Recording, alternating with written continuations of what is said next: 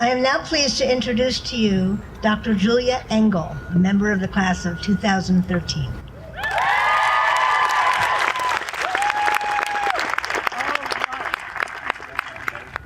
Let me first say thank you to my classmates who have allowed me to address them and their guests today. I am not here because I'm the smartest in the class or have the best grades or probably even the second best grades. My job today is to make an attempt at wrapping up these last 3 years. So now let me apologize to our friends and families for all of the inside jokes. But please feel free to laugh along, because they're all really funny.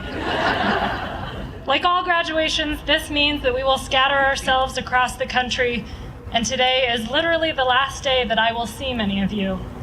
For a class this small, only 61 people, that's a rather sad thought. Almost sad enough to make me set up a Facebook account, but not quite. Our class has shared many intimate moments together. Other students in the medical profession have the luxury of not seeing their fellow classmates, mostly nude, on a daily basis. And no, this did not just occur once or twice, but nearly every day for at least half of our PT education. My classmates were subjected to me and everyone else in a terribly unflattering sports bra shorts combination. Only the bravest students would volunteer to go to the front of the class on days in which we were learning to find the sciatic nerve, the ischial tuberosities, the pubic symphysis. Since the lectures were being recorded, we all hoped that whoever was working the camera that day would just not zoom in very close. But I must say that the hours of groping my classmates has paid off. All of our faculty members have taught us to use our hands as an extension of our eyes and our ears.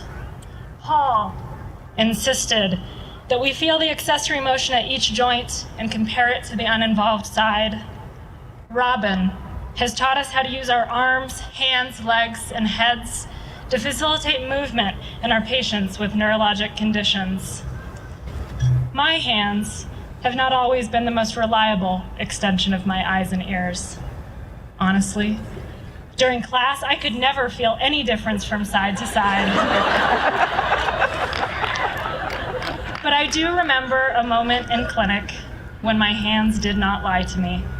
I had assessed a patient's shoulder mobility on her uninvolved side before moving to her painful side. The difference in mobility was so clear that I finally felt that I possessed a shred of assessment skill. And I thought to myself, thank God! Finally, maybe I can do this physical therapy thing after all. Now, I know that the patient had adhesive capsulitis, and I probably shouldn't get really, excited about this. But I like to celebrate the moments when I feel like I know what I'm doing. And that's because I spent a good deal of my first and second years not feeling like I knew what I was doing. It started in anatomy lab when we spent countless hours teasing out the smallest nerve or cleaning specks of fat off of what we thought was a critical structure, only to have Dr. Bookstein hack it off with her scalpel. Or even worse, have her tell you that you had hacked it off with your scalpel and that it was probably going to cost you points on the dissection quiz. And while it may have appeared to our friends and families outside of school that we had become completely consumed with our PT education, the truth is that life outside of PT school did not stop. It did not wait for us. In these 3 years, there have been marriages, 5. Births, 2, with 2 more on the way. Engagements, 5 currently. And for some of us, there has been heartbreak. In the middle of our second clinical rotation, my partner of 6.5 years left me. It felt as if the world was crumbling around me, and during that period I had to make a lot of transitions from an old way to a new way.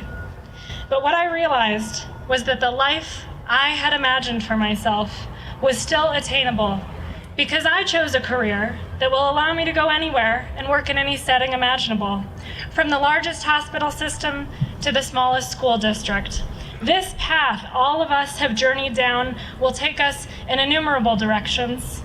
But one thing is certain, and that is every one of you will change the lives of countless people. In addition to our grateful patients, our friends and our families are very happy that we have chosen this profession. Sometime during our second year of school, we realized that we had doomed ourselves to a lifetime of on-the-fly evaluations outside of work, free advice, and phone calls from people we were never really that close to. All of us have given advice to our father about his hip discomfort, to our mother about her stiff neck, to our stepfather about his jaw pain, and to our grandmother about her dizziness. I have found that on average it takes 0 to 7 minutes for a total stranger to ask you for a recommendation about their shoulder pain after learning that you're a physical therapist. In fact, I met my current boyfriend when he asked me for advice after an injury to his low back. Now that his back doesn't hurt anymore, I think the only reason he's still seeing me is because he likes telling his mom that he's dating a doctor. But Jeff, you really need to stop telling her that I'm a neurosurgeon, okay? The word patient has 2 definitions. We most often use it to describe the people we meet every day. It is also defined as exhibiting calm endurance of difficulty, provocation, or annoyance. The husband of a woman I was treating once asked me if we learned to be patient in PT school, and I told him that we did. While it is not a line item in the curriculum, I know that becoming a physical therapist has enabled us to exhibit calm endurance of difficulty, provocation, and yes, annoyance. For example, all of us are outstanding listeners and history takers, a luxury that patients don't often get from other providers.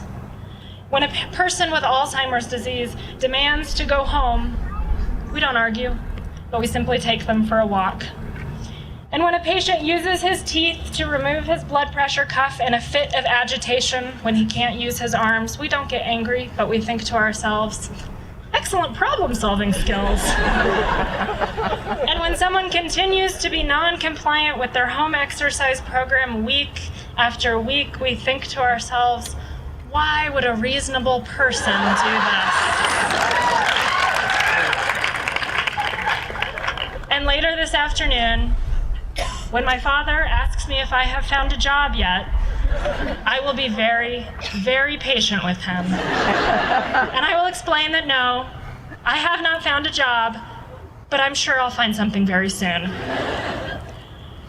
These last 3 years have been like nothing else we have ever or will ever experience again. The tests were harder, the stakes seemed higher, and the classes were all relevant. Most of the time, with few exceptions, we were all having a lot of fun.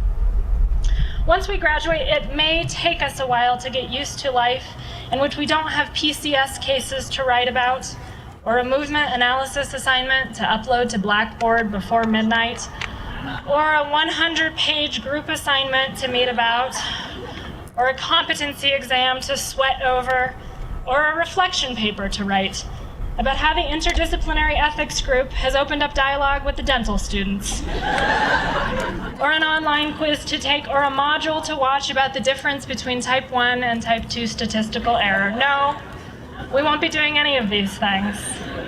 And I can't imagine what we'll do with all that extra time. When we start our careers as professionals, you all know that some days will go exactly as you've planned. With every patient showing excellent progress, showering you with praise and gifts that are worth less than $25 in value. And of course, I am not the first person to tell you that some days will not go exactly as planned. In the hospital, your patients may seem exceptionally sick. And in outpatient, everyone will come in complaining that they've gotten worse since they saw you last. At the beginning of our 3rd year, we were given an anecdote that I call upon on tough days. And in conclusion, I wanted to remind all of you. When you are really feeling down on yourselves and the world seems to be crumbling around you, just remember, at least you have arms. Thank you so much for listening, and congratulations.